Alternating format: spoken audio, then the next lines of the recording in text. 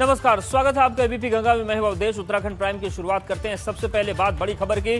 Kotdwar Delhi root पर सिद्ध बली Jan Shatabdi express का संचालन शुरू हो गया है। उद्घाटन कार्यक्रम में केंद्रीय रेल मंत्री पीयूष गोयल और राज्यसभा सांसद अनिल बलूनी वर्चुअल माध्यम से जुड़े। रेल मंत्री पीयूष गोयल ने ट्रेन को हरी झंडी दिखाई। सिद्ध बली जन शताब्दी एक्सप्रेस दोपहर 3:45 पर दिल्ली के लिए रवाना हुई।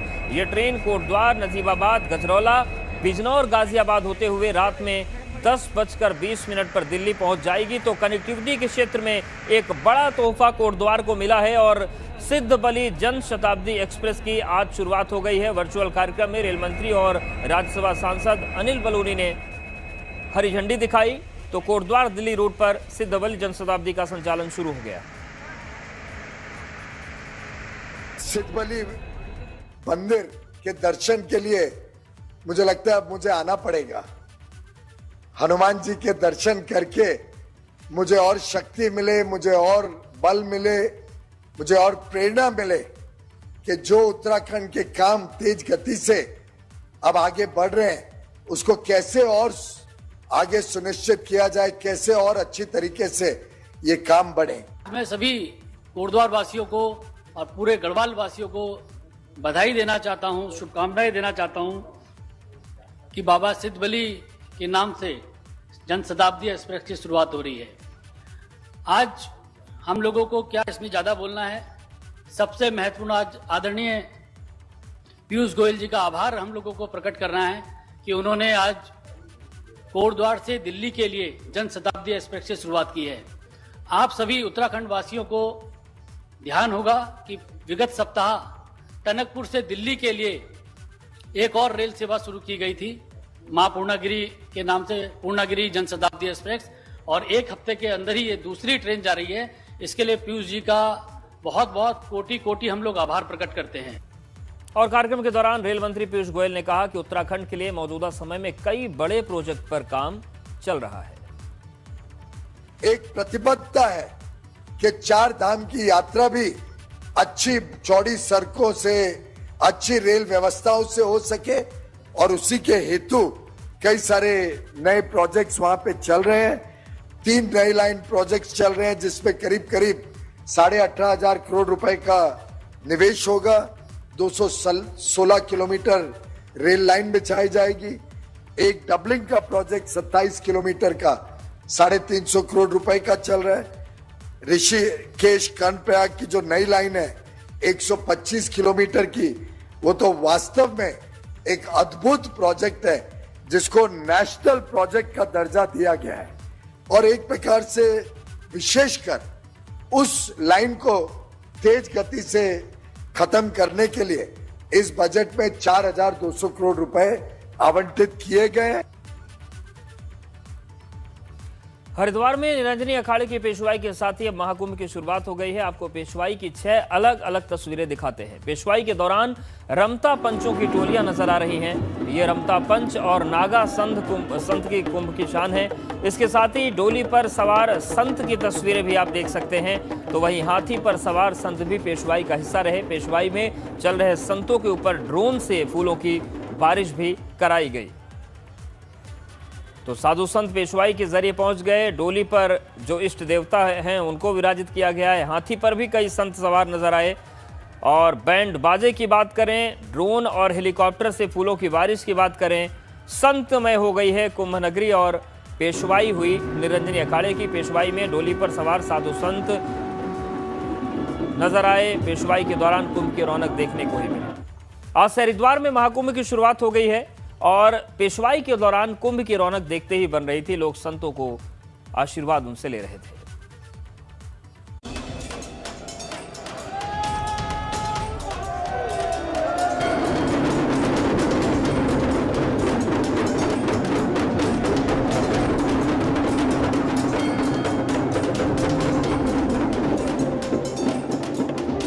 हरिद्वार महाकुंभ में आस्था के रंग।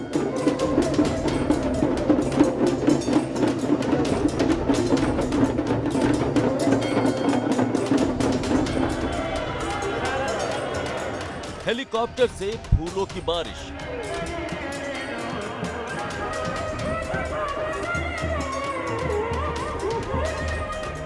हाथी चांदी के सिंहासन और रथ की सवारी।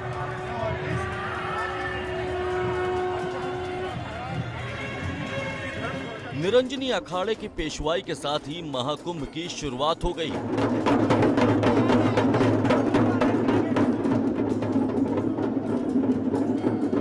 पेशवाई के साथ चल रहे अखाड़ों के साजो सामान आकर्षण का केंद्र है।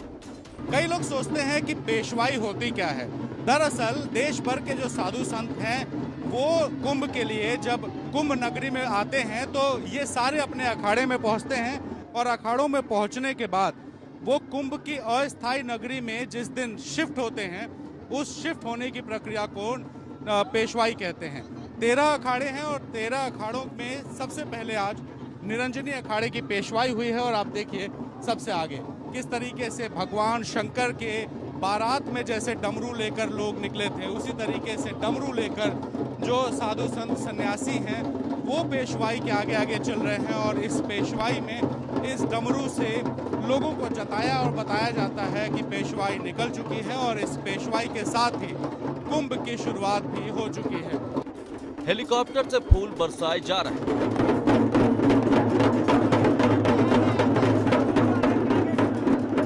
संतों के ऊपर फूलों की बारिश हो रही है। 25 बैंड बाजों में 100 लोगों की टीम है जिसने समा बांध दिया।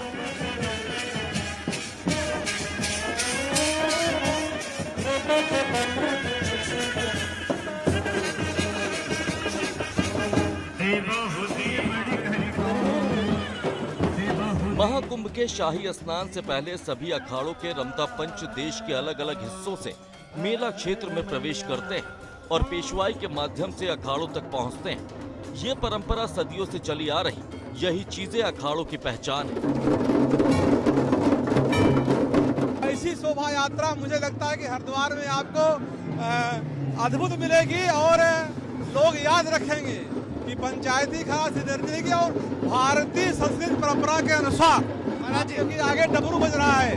डमरू की शुरुआत कब से होगी? बस कुंभ से हो गई, आज से हो गई, आज से कुंभ का आगाज हो गया। पेशवाई में एक तरफ हजारों की संख्या में संत शामिल हुए तो वहीं कई बड़ी हस्तियां भी पेशवाई का हिस्सा बनी। पतंजलि योगपीठ के महामंत्री आचार्य बालकृष्ण भी पेशवाई में शामिल हुए। कुंभ की तैयारी तो आप इस पेशवाई को देख करके आप अंदाजा लगा पा रहे होंगे।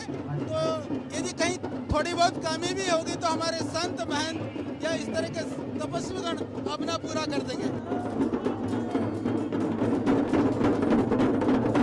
निरंजनी अखाड़े की पेशवाई निकलने से कुंभ का भव्य स्वरूप देखने को मिल रहा है।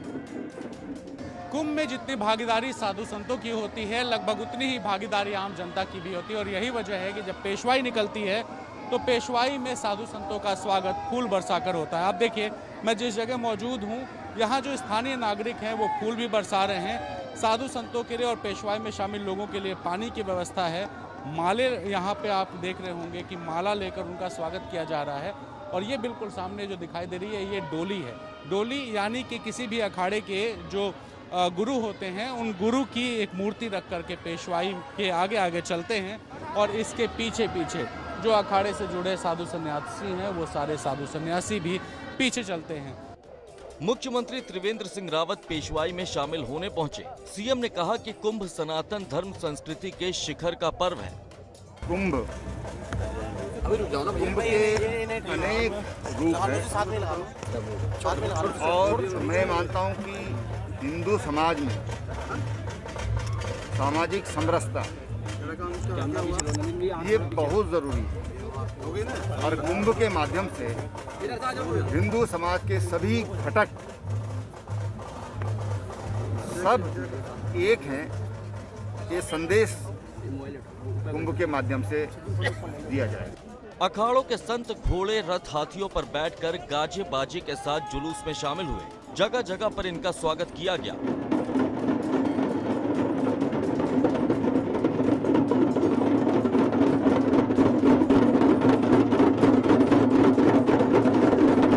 हिंदू धर्म में हाथी को भगवान गणेश का स्वरूप माना जाता है और किसी भी शुभ काम की शुरुआत भगवान गणेश का नाम लेकर होती है।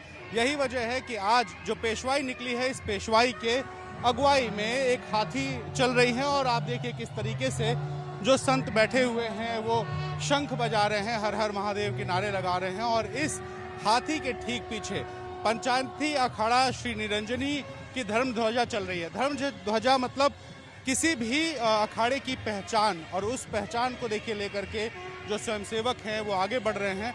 और इस धर्म ध्वजा के पीछे पीछे बैंड है, बैंड के पीछे साधु संत हैं, और उसके पीछे तमाम सारे ऐसे रंग हैं जो रंग बताते हैं कि कुंभ आ गया है, कुंभ की शुरुआत हो चुकी है।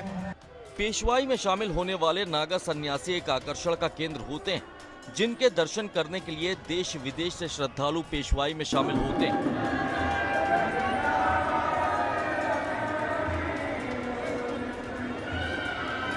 एबीपी गंगा के लिए हरिद्वार से रणवीर सिंह की रिपोर्ट।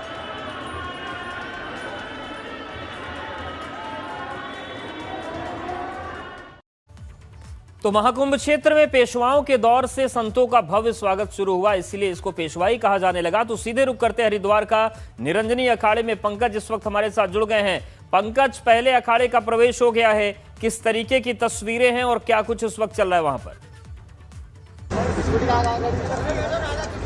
बिल्कुल, अब देखिए तकरीबन 6 घंटे का यह वक्त रहा है। पूरे शहर भर से तमाम जो साधु संत हैं वो भ्रमण करके पेशवाई के जरिए अखाड़े में पहुंच गए हैं। और ये इस वक्त मैं निरंजनी अखाड़े में ही मौजूद हूं, जहां पर तमाम जो छावनियां लगाई गई हैं वहां पर नागे बाबा अब पहुंच गए हैं और वो अब आज से ही तपस्या में लीन हो जाएंगे। ये 18 मणियाँ यहाँ बनाई गई हैं, जो अखाड़े की अपनी सनातन परंपरा होती है उसके आधार पर ये मणियाँ बनाई जाती हैं। और खास बात ये रहती है क्योंकि जो हमारी परंपराएं हैं, जो धार्मिक आस्थाएं हैं, उसके आधार पर ही तमाम यह पूजा पाठ किए जाते हैं। अब ये अल्पवास का वक्त पूरा हो गया है, 1 महीने अल्पवास में यहाँ रहेंगे ये। और अब उसके बाद जब शाही स्नान होंगे तो शाही स्नान के लिए यहीं से वो निकलेंगे। और तमाम साधु संत, नागे बाबा और तमाम जो लंबे समय से तपस्या में लीन रहते हैं वो अपने जो इष्ट देवता है उनका आशीर्वाद लेकर शाही स्नान के लिए निकलेंगे। पहला शाही स्नान 11 मार्च को होगा और 11 मार्च तक ये सभी जो साधु हैं यहीं पर मौजूद रहेंगे। और ये एक खास बात है कि जो मेरे पीछे ये मणियाँ बनाई गई हैं, ये एक हमारी जो भारतीय संस्कृति होती है जो आदि अनादि काल से चली आ रही है, बिल्कुल कच्चे रूप में इसको बनाया गया है। अब जो भी यहाँ पर संत साधु रहेंगे, जो तपस्या करेंगे, वो अब किसी भी पक्के मकान में नहीं रहेंगे। 1 महीने इसी टेंट में यहीं पर रहकर वो तपस्या में लीन रहेंगे। उनके लिए पूरी व्यवस्था यहाँ कर दी गई है। और खास बात ये है क्योंकि यहाँ पर किसी भी तरह की कोई जो पक्की चीजें होती हैं, ईंट होती है या जो मार्बल होता है या किसी भी तरह की सुविधा होती है, वो इसमें नहीं रहेगी। पंकज, मणियों का भी अपना इतिहास है, हमारी 52 मणियाँ कुल हैं और उनका भी इतिहास एबीपी गंगा दिखाता रहेगा। शुक्रिया आपका तस्वीरें दिखाने के लिए। आज से हरिद्वार में महाकुंभ की शुरुआत हो गई है और इस दौरान सीएम त्रिवेंद्र सिंह रावत हरिद्वार पहुंचे, पेशवाई कार्यक्रम में शामिल हुए, साथ ही सीएम ने संतों से मुलाकात की। तो 2 तस्वीरें आपके सामने हैं, पेशवाई के साथ कुंभ का आरंभ हो गया है। वहीं दूसरी तस्वीर अखाड़ा परिषद के अध्यक्ष नरेंद्र गिरी और सीएम त्रिवेंद्र सिंह रावत आपको दिख रहे हैं। मुख्यमंत्री त्रिवेंद्र सिंह रावत भी हरिद्वार दौरे के दौरान निरंजनी अखाड़े के देवता और साधु संतों से आशीर्वाद लिया। इसके बाद सीएम त्रिवेंद्र सिंह रावत ने हरिद्वार में हो रहे कुंभ के कार्यों का निरीक्षण किया। सीएम ने कुंभ के अस्थायी और स्थायी कामों की जानकारी मेले के अधिकारियों से।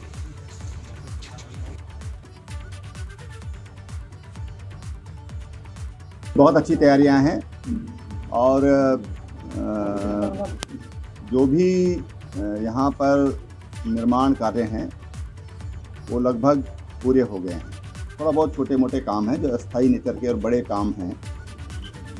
अस्पताल है, मीडिया सेंटर है और जो यहाँ पर तमाम पुल बनने थे, जो गंगा नदी पर जो अस्थायी पुल बनने थे, वो तमाम कार्य संपन्न हो चुके हैं। जो बाह्य सज्जा है शहर की, कुंभ क्षेत्र की, वो भी बेहतर हुई है। कोरोना के खौफ के बीच हरिद्वार में बड़ी संख्या में नागा साधु और रमता पंच पहुंचे। पेशवाई के दौरान हरिद्वार शहर कुंभमयी नजर आ रहा है। ऐसा लग रहा है मानो धर्म नगरी को किसी ने भगवा रंग में रंग दिया है। नागा सन्यासियों के सबसे बड़े अखाड़े कहे जाने वाले निरंजनी और आनंद अखाड़े की पेशवाई धूमधाम से निकाली गई। निरंजनी की भव्य पेशवाई निकल रही है, शोभा यात्रा से कहते हैं हम। आज हमारे नागाओं के साथ, रमता पंच के साथ हम लोग पंचायती खास निरंजनी की छावनी में प्रवेश करेंगे। अब आप देख रहे हैं कितनी भीड़ है, भव्य यात्रा है, लाखों साधु हैं। मुख्यमंत्री जी ने आकर के गुरु महाराज का पूजन किया है। हमारे आध्यात्मिक शक्तियों के केंद्र, हमारे सिद्ध महापुरुष, हमारे नागा सन्यासी और समस्त अखाड़े के साधु समाज मेला में प्रवेश करने के लिए पेशवाई के माध्यम से आज प्रारंभ हुआ है। तो सबको, हमारा युवाओं को संदेश है कि वो सनातन धर्म के आचरण को ध्यान में रखते हुए, संस्कारों को ध्यान में रखते हुए सभी महापुरुषों का दर्शन करके और उनकी तपस्या का, दिव्यता का। हरिद्वार में आज से महाकुंभ की शुरुआत हो गई है। निरंजनी अखाड़े की पेशवाई के बाद हरिद्वार में कुंभ जैसा माहौल दिखने लगा है। संतों का कहना है कि महाकुंभ के दौरान लोगों को जरूर आना चाहिए, संतों का आशीर्वाद लेना चाहिए।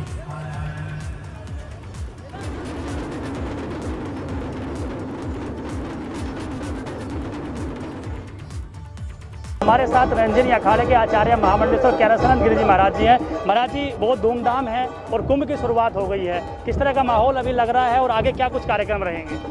आप देखिए, आज हमारे अखाड़े की आज पेशवाई है और इस पेशवाई के माध्यम से हम अपने मौलिक सिद्धांतों का दर्शन आपके द्वारा पूरी दुनिया को कराने जा रहे हैं। हमारे अखाड़े के जितने भी यहाँ मंडलेश्वर हैं, महामंडलेश्वर हैं, पूज्य सभी श्री महंत हैं, हमारे सेक्रेटरी हैं, हमारे सबके सब अष्टकौशल हैं, कोठारी हैं, भंडारी हैं, कारोबारी हैं, सब लोग अपनी अपनी तैयारियों में लगे हैं।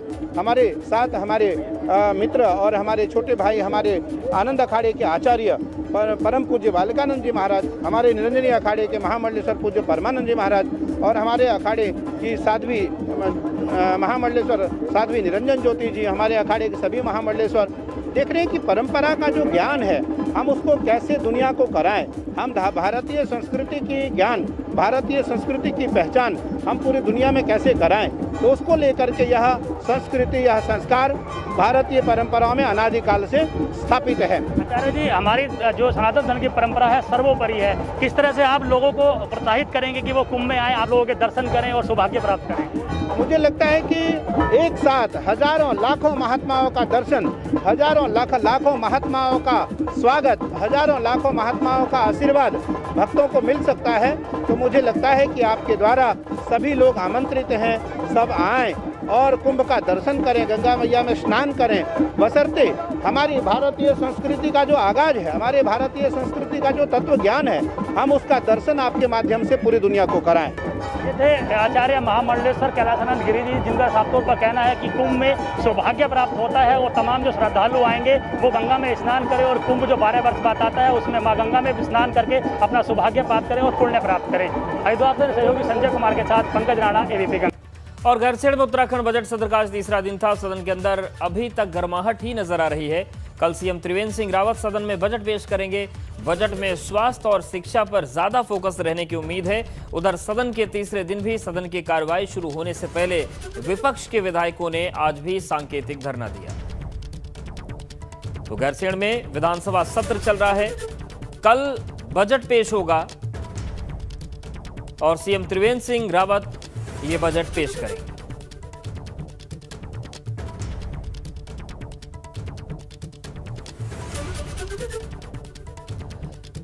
और रुक करते हैं संवाददाता रवि कैतुरा का। रवि, किस तरीके से बजट की तैयारियां हैं और क्या कुछ जानकारी मिल रही है कि चुनावी साल आने वाला है, चुनावी साल से पहले का बजट है, तो किस तरीके के तोहफे मिल सकते हैं?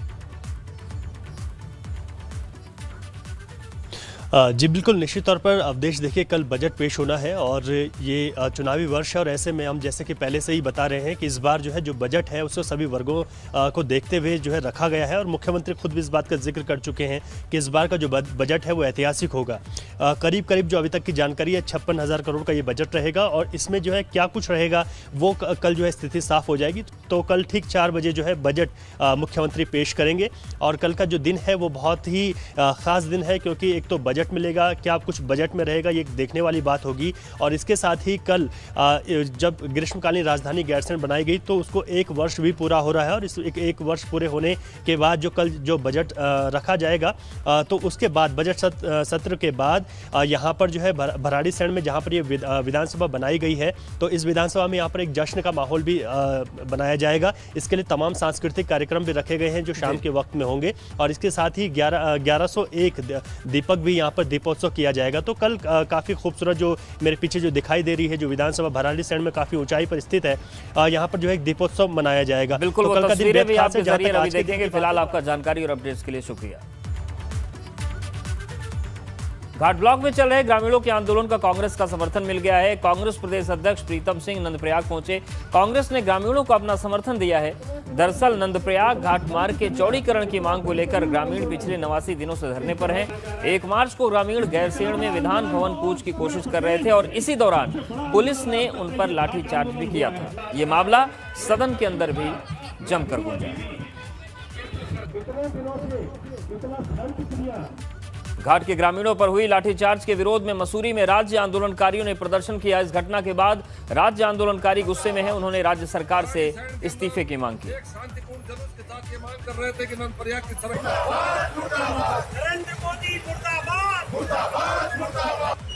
भराड़ी सैंड के अंदर एक शांतिपूर्ण जुलूस के साथ ये मांग कर रहे थे कि नंदप्रयाग की सड़क सरकार भले ही लोगों को पीने के लिए पानी पहुंचाने के लिए हर घर जल हर घर नल योजना को खूब प्रचारित कर रही है, मगर जमीनी हकीकत कुछ और ही है। चक्राता ब्लॉक के लोखंडी गांव में 70 परिवार रहते हैं, मगर पिछले कई दिनों से पानी का संकट है। लोग कई बार जल संस्थान के अधिकारियों से गुहार लगा चुके हैं, मगर कोई सुध नहीं ले रहा।